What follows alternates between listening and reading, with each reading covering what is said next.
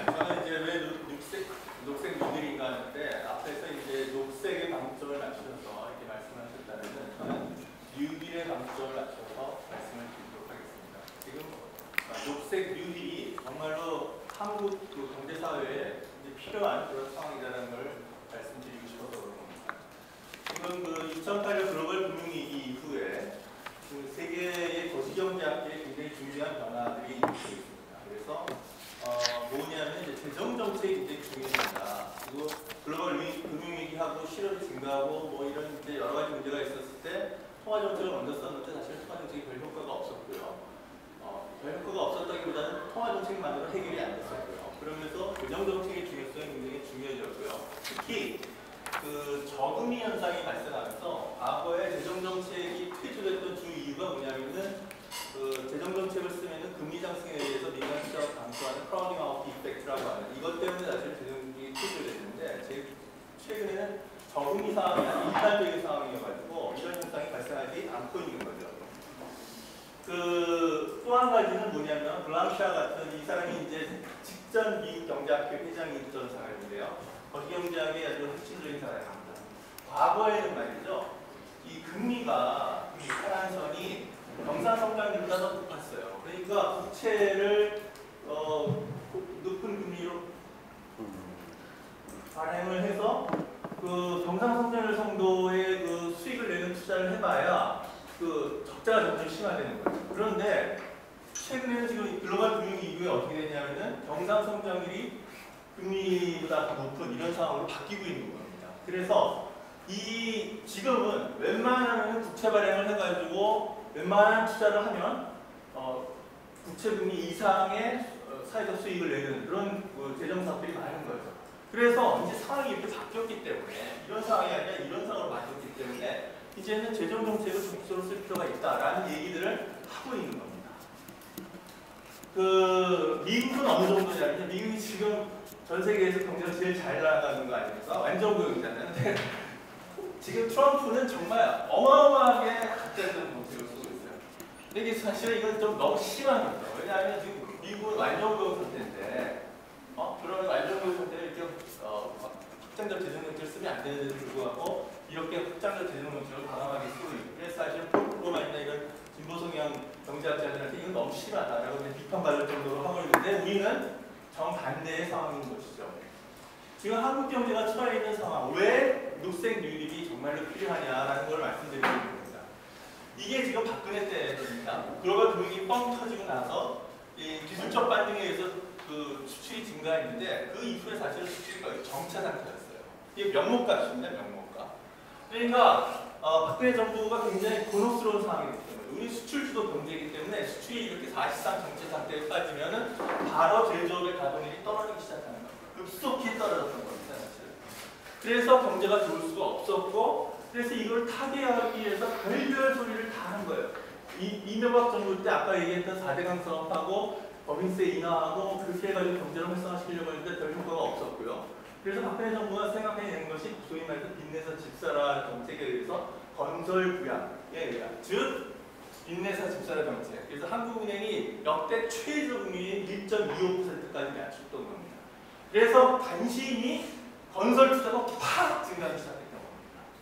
그래서 이걸로 사실상 박근혜 정부는 건설 투자로 경기 부양을 했고 그 정점이 2017년이었던 거예요. 이게 사실은 빚내서 집사라 정책에 의해서 기준금리를 역대 최저금리 그리고 가계부채를 1,400조까지 확 올리고 나서 그런 부작용을 감수하고 이렇게 했던 거죠. 그리고 지금 문재인 정부 들어와서 그 건설 투자가 이제 줄고 있는 거죠. 줄어봐야 그렇게 많이 줄고 있는 게 아니에요. 여기서 요만큼 준 거예요. 요만큼. 그런데 지금 마이너스 건설 투자다 해가지고 막 난리가 나는 것처럼 얘기하는데 그러면은 다시 요 상태로 다시 돌아가야 된다는 얘기인데 저는 제가 볼 때 지금 건설이 심각한 문제가 아닌데 이거에 비해서 굉장히 좋은 거예요. 사실은. 지금 절대로 지금 건설이 아주 망하기 직전 상황이 아니라 이 상황이고 지금 이때보다 훨씬 좋고 이거를 빚내서 집사라 정책을 이렇게 만들어 놓았던 겁니다. 그런데 지금 저 보수 언론은 건설 투자 늘려야 된다, 설비 투자 늘려야 된다 이 얘기를 지금 하고 있는 거죠. 이렇게 가면 안 된다고 저는 생각합니다. 지금 설비 투자도 사실은 요거가 박근혜 정부 때 설비 투자가 이런 상황이었고요. 지금 문재인 정부 때 설비 투자가 이 상황이에요. 뭐 엄청나게 부자가 시작한 게 아니에요. 요게 뭐냐면은 그 반도체 그 특수에 의해서 갑자기 살짝 증가했던 그거거든요. 그리고 우리가 총 투자가 그렇게 사실은 낮은 게 아니에요. 높은 거고요. 국제 비교를 했을 때 지금 이런 상황이죠. 지금 그 문재인 정부 들어와서 사실은 그 소비 비율이, GDP 대비 소비 비율이 계속 하락하던 것을 약간 살짝 증가하는 이 소득주 성장의 효과가 나타나고 있다고 할 수가 있는데, 문재인 정부는 결국은 박근혜 정부는 빚내사 집사라 정책으로 경기를 좋게 만들려고 했는데 그게 안 되니까 문재인 정부는 소득주 성장 정책으로 지금 하려고 했던 거죠. 그러니까 소득주 성장을 하려면 가계 소득이 증가해야 됩니다. 그래서 가계 소득을 증가시키기 위한 여러 가지 방편 중에서 하나가 이제 최저임금이었고요. 또 한 가지가 정부 지출, 사회복지를 늘려서 이전 소득, 기초연금이라든가 뭐 이런 걸 해서 가계소득을 증가시켜 소비를 증가시키려고 하는 그 효과였는데 그 효과가 이 정도밖에 안 됐던 겁니다. 그런데 지금 우리가 처해 있는 문제는 뭐냐면은 외환위기 이후에 그리고 글로벌 금융위기 이후에 점점 심화되는 것이 저축은 이 상태인데 투자가 이 상태인 거예요. 그래서 내수가 부족한 상태예요. 박근혜 정부 때 이 문제가 골치 아팠던 거고, 앞에서 얘기했던 것처럼 박근혜 정부가 이 수출이 지금 늘지 않고 있는 거잖아요. 수출이 늘지 않는 이유는 근본적으로 뭐냐면은 자꾸 뭐 한국 경제의 뭐 주력 산업이 경쟁력 저하고 그것도 있지만은 가장 근본적인 이유는 뭐냐면요, 세계 경제의 구조가 갖고 있기 때문에 1980년대 이후에 신자유주의 세계화, 자유화 정책에 의해서 세계 GDP 증가율보다 세계 교육량 증가가 훨씬 더 빠른 속도로 증가했습니다. 그래서 세계 GDP 대비 세계 교육량의 비율이라고 하는 것이 급속하게 증가를 하고 있었다가 글로벌 금융위기 이후에 이게 거의 정체 상태로 빠졌습니다. 그게 바로 한국의 이 상황을 지금 가져오고 있는 거예요. 그러니까 사실은 우리는 수출에 의존하는 경제인데 세계 경제가 글로벌 금융위기 이후에 GDP 대비 세계 교역량이 60% 수준에서 사실상 정체되게 있고요. 그래서 그게 지금 이거로 반영되고 있는 것입니다. 물론 주력 산업의 조정 문제도 같이 겹쳐 있는 것입니다. 따라서 이 세계 경제의 이 현상이라고 하는 것은 앞으로 상당 기간 바뀔 수가 없는 것이다. 미중 분쟁이라든가 이 한일 분쟁이라든가 이런 것들뿐만 아니라 구조적으로 지금 세계 교육이 증가 추세가 둔화되고 있는, 즉 세계화 시대에서 소위 말해서 보호무역주의 내지는 자국 중심 이거로 지금 바뀌고 있는 그런 추세다라는 것입니다. 따라서 과거와 같은 그런 성장 패턴을 유지하기가 좀 어려운 거고요. 그거를 돌파하기 위해서 박근혜 빚내사 집사라 정책을 썼던 것이고, 문재인 정부는 소득주 성장 정책을 쓰고 있는데 이 정도밖에 효과가 없는 것이죠. 결국은 문재인 정부의 소득주 성장 정책에서의 문제가 뭐였냐면 이 문제를 해결하는 그 약점이 있었던 겁니다. 소득주 성장 정책 같으면 이거는 사실 해결하기가 없고요. 소득주 성장은 중장기적으로 가계소득이 증가하고 소비가 증가하고 그걸 통해서 경제 활성화를 할 수가 있는데 생각보다 굉장히 시간이 많이 걸려요. 이 문제는 있는데 박근혜 정부는 빚내사 집사라 정책으로 건설경제 모양으로 상당히 이거를 완화시키고 있었는데 이걸 어떻게 할 것이냐라는 문제가 남아있다는 겁니다. 저는 그게 녹색 뉴딜이라고 생각합니다. 지금 이게 결국 경상수지 흑자인데요. 이 경상수지 흑자거든요. 이게 순수출. 그 경상수지 흑자가 지금 어떻게 되고 있냐면요. 이 경상수지 흑자가 거의 똑같은 액수로 해외 증권 투자로 빠져나가고 있습니다. 해외 증권 투자 저축, 이 경상수지 흑자가 결국은 그 초과 저축인데 그 저축의 거의 대부분이 증권 투자로 빠져나가고 있습니다. 이 차액이 뭐냐면 직접 투자고 일부가 아주 극히 일부가 외환보유고 증가로 이어지고 있습니다. 그러니까 지금 우리가 순수출 뭐 많이 한다, 수출 경상수지 흑자하고 있어 좋다 하지만 그 대부분은 사실은 해외 증권 투자로 빠져나가고 있는 거고요. 우리 고용 증가 이런 거하고 거의 관계가 없는 그런 겁니다. 그래서 저는 녹색 뉴딜이 필요하다고 보고 있는 거예요. 우리는 미국하고 또 상황이 다릅니다. 미국은 MMT 같은 이론이 나올 수 있는 이유가 뭐냐면 미국은 경상수지 적자 국가예요. 즉 투자가 저축보다 더 많은 상태, 저축이 부족한 나라예요. 그러니까 이 완전 무역 달성을 위해서 투자를 더 해야 되겠는데 저축은 없고, 그러니까 방법이 뭘까 생각해보니까 MMT 같은 얘기가 나오는 겁니다. 그냥 FRB가 해서 그 돈 갖고 정부가 녹색에 투자를 해도 돼, 이런 얘기인데 우리는 뭐예요? 사실 MMT까지 갈 필요도 없는 겁니다. 우리는 국내 저축이 남아돌아가요. 그래서 그거를 해외에다 증거 투자를 하고 있는 겁니다. 지금 공식적으로 정부가 발표를 하고 있지 않지만 국민연금이 이번에 5개년 중기 재정 계획을 짰는데 앞으로 향후 5년 동안에는 국민연금 적립자산의 50% 이상을 해외 투자하는 것으로 결정이 났습니다. 이 너무 민감하니까 이제 뭐 발표를 안 하고 있을 뿐인데 결론이 났습니다. 그래서 이 문제가 굉장히 중요하다는 것입니다. 이거를 이 저축을 지금 해외 증권 투자로 빠져나가고 있는데 이걸 어디다 쓸 것이냐? 박근혜 정부는 빚내사 집사라고 건설에다가 썼는데 우리는 어디다 써야 된다? 문재인 정부는 일단 이 얘기를 했던 거죠. 기초생활, 뭐 사회복지 확대 뭐 이런 거에 해가지고 그래서 사회복지 안전망도 강화시키고 그다음에 빈곤계층의 가계소득도 증가시키고 그걸 통해서 소비를 증가시키는 정책을 쓰겠다고 하는 건데 생각보다 시간이 많이 걸린다는 것을 우리가 깨닫고 있는 것입니다. 그리고 급박하게 경제는 급속하게 안 좋아지고 있는 거예요. 그럼 빨리 이 문제를 해결할 수 있는 방법이 뭐냐? 결국은 지금 김삼조 정책실장이 생각해보니까 투자할 때 합니다. 또 이번에 세법 개정에서 법인세 인하하고 막 촉진시키고 투자 확대하고 막 이런 정책을 쓰는 거죠. 예타 문제 같은 거 하고. 근데 그게 아니라 제가 볼 때 앞에 그쪽으로 나갑니다. 특히 이거 사회복지를 확대시키자고 했을 때 보수파들이 반대하는 핵심 이유가 뭐냐면 사회복지는 기초연금 한번 늘리면 그거는 앞으로 고령화에 의해서 수십 년 동안 고령인구가 급속하게 증가할 텐데 계속해서 줘야 되는 거 아니에요.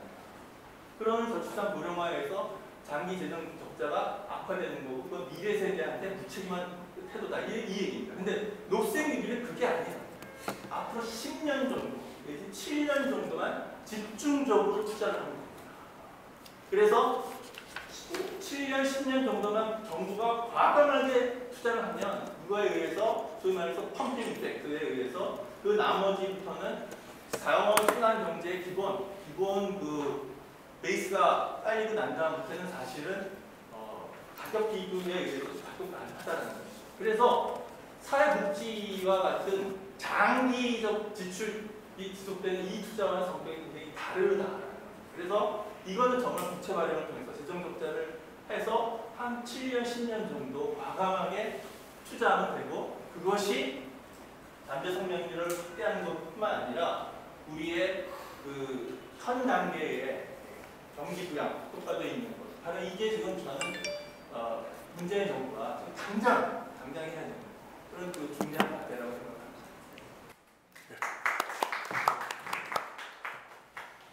예, 두 분 그 발표를 제가 뭐 굳이 요약하지는 않겠습니다. 그래서 저 처음 발표에서 저 북극 녹아가지고 개가 물개가 된 장면들을 다 보셨을 겁니다. 그래가지고 그 보면 뭐 이게 필요하다라는 건 더 얘기할 필요가 없겠고요.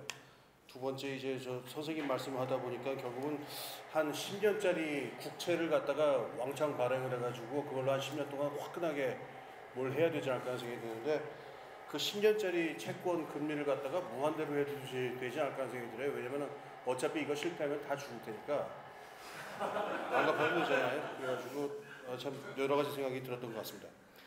그래서 앞에 여기 두 분이 그렇게 한 무슨 서로 반대되거나 상반된 말씀을 하신 게 아니기 때문에 무슨 뭐 쟁점을 잡아가지고 싸움을 붙이거나 이런 유치한 짓을 할 필요는 없을 것 같고요.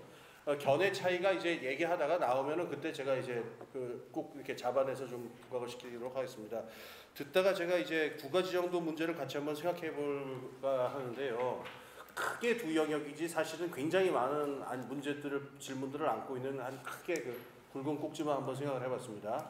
그러니까 목적은 우리가 이명박 정부의 전철을 밟지 않는 게 목표인데 첫 번째 문제는 이제 국가의 역할이라고 하는 주제 하에서 되는 건데, 첫 번째로는 제가 이제 문제를 하나하나 이게 하나씩 토론하고 이러는 것보다 어떤 쟁점들이 이 국가의 역할과 관련해서 있는지 제가 좀 몇 개를 한번 연달아 말씀드려보겠습니다. 우선 듣다 보니까는 이제 제일 심각한 문제로 느껴지는 게 뭐냐면은 이 산업 구조 전환이 필요한 거구나라는 걸 여러분 다 느끼셨을 겁니다. 그러니까 이게 지금 돈을 우리가 전통적인 뭐 케인스 경제처럼 돈을 뭐 푼다고 해서 뭐 총수요가 얼마큼 늘어난다고 해서 뭐 어떻게 뭐 유발 효과가 벌어지고 이런 단순한 돈 계산의 문제가 아니고, 우리나라처럼 굉장히 탄소를 많이 배출하고 하는 산업, 또 수출에다가 굉장히 많이 의존하는 종류의 기존의 산업 구조라고 하는 거를 전환하는 산업 구조의 전환 문제라고 하는 게 여기 깊게 깔려 있는데, 아시겠지만은 산업 구조를 전환하는 거는 뭐 대충 되는 문제가 아니라 굉장히 거대한 문제고 많은 마찰이 벌어집니다.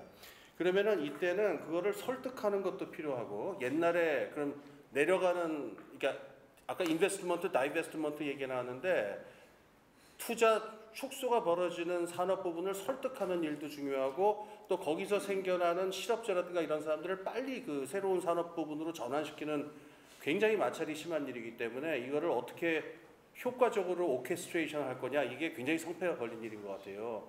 여기서 국가가 이렇게 하는 산업구조 전환의 어떤 능동적 역할을 어떻게 할 것이냐의 쟁점이 있는데, 옛날에 소련의 고스플란이라고 있었죠. 그 중앙계획 시절에. 그러니까는 거대한 컴퓨터 안에다가 그 국내에 있는 모든 산업의 데이터를 다 때려 넣어가지고 중앙계획을 다 짜는 게 있었는데, 그 고스플란까지는 아니라고 하더라도 우리나라 같은 산업구조에서 지금 말씀하신 산업구조로 넘어갈 때는 굉장히 많은 마찰이 벌어질 텐데, 산업구조 전환에 대해서 두 분이 어떤 오늘 지금 아까 하지 못하신 말씀이 있거나 견해가 있으면 좀 더 들어봐야 되겠다는 생각이 하나 있었습니다.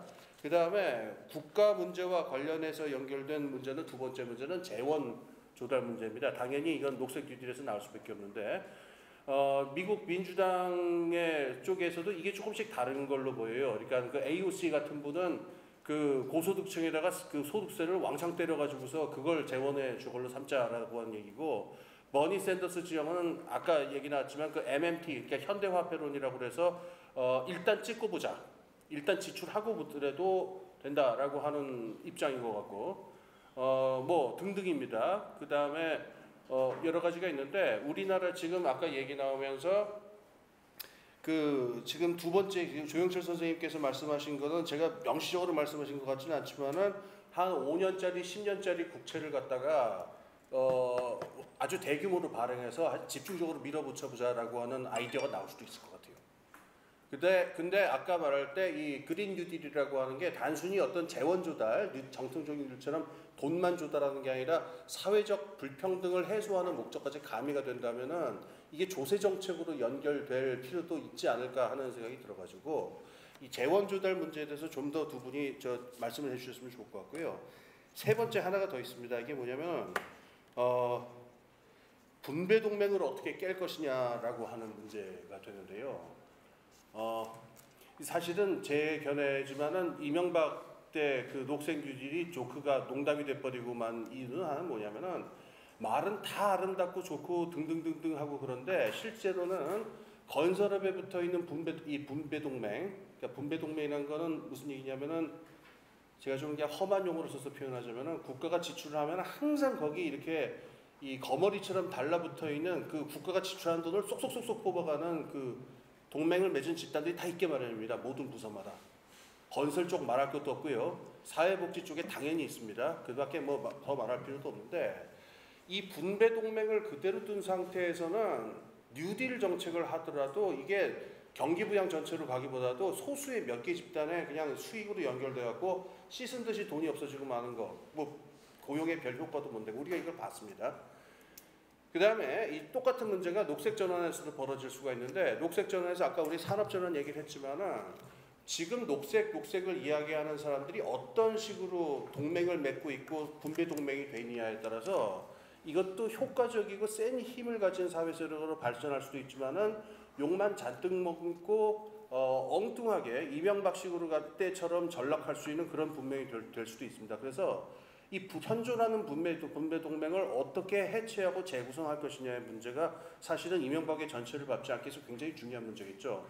오늘 제가 오다가 신문을 봤는데요. 제가 그 개인은 분명히 억울할 수 있고 좀 더 해명을 하셔야겠지만은 허인혜 씨가 하는 그 녹색 드림이라고 하는 협동조합, 그게 지금 여러 가지 문제가 돼가지고 중앙일보에 굉장히 크게 나고 지금 문제가 심각해지던데요. 한 200억 정도를 그냥 가져간 게 아니냐 뭐 이런 식으로. 허인혜 씨는 물론 하실 말씀이 있을 거고 저럴 겁니다. 그래서 결국 이 분배 동맹을 어떻게 할 것이냐, 이걸 어떻게 새로 재구성할 것이냐에 대해서도 조금 말씀을 해주셨으면 좋겠습니다. 그 다음에 이게 이제 크게 한 덩어리가 되고, 큰 두 번째 덩어리는 이제 하층미 80%의 우리죠. 하층미라고 해, 저 같은 사람인데 80%의 우리들을 어떻게 설득하며 총체적인 사회 비전을 어떻게 구성할 것이냐인데, 요거는 앞에 문제를 먼저 좀 얘기하고 나서 좀 얘기해 볼까 합니다.